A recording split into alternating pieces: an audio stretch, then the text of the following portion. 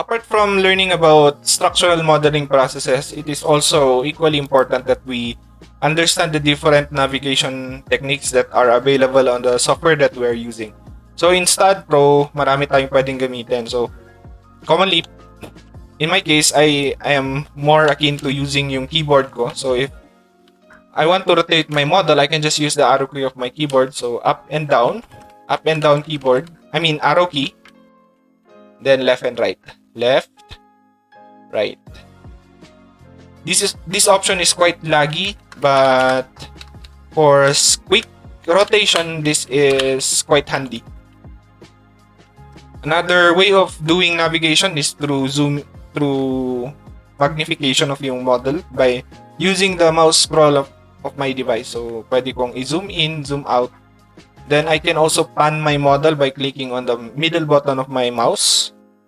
And then, ida-drag ko lang siya from left to right or top to bottom or anywhere else that I want my model to be oriented.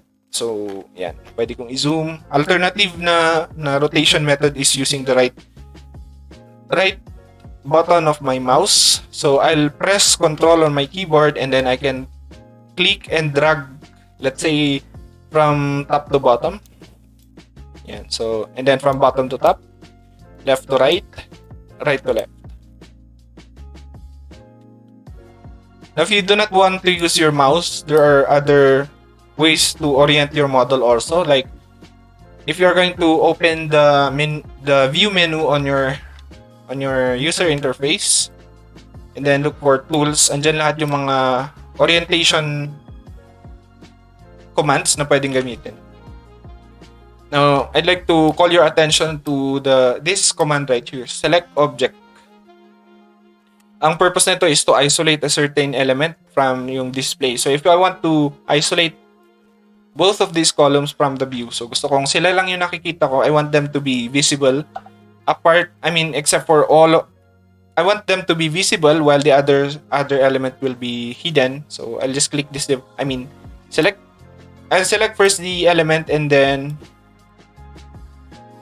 followed by clicking the command, select objects only. And lahat ng mga elements natin ay magiging invisible except for yung selected objects natin. By doing this, you can isolate certain parts of your model na medyo complicated, and then if you want to do some edits there, then mas madali na. Now, if you want to view the entire model back to its original display, you can just click on Display Whole Structure. Now, if you want to make sure, the display should be on this particular portion of the window, you can certainly use the zoom window option.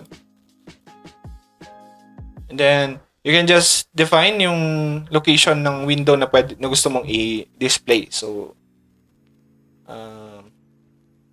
ayan. So, yung dalawang nodes lang yung nakikita natin. And then, to view the entire object or whole structure again, just click on Display Whole Structure. You can also do some other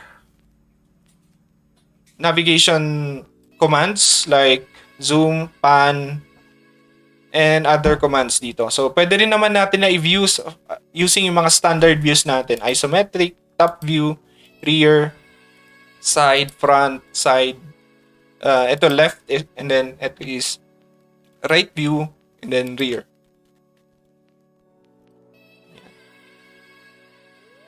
Okay? Then, meron din tayong iba pang mga rotation dito na pwedeng gamitin. Okay, so I would highly recommend that you try to mess with your software copy, create a simple model, and then gamitin yung mga navigation tools na to. Okay?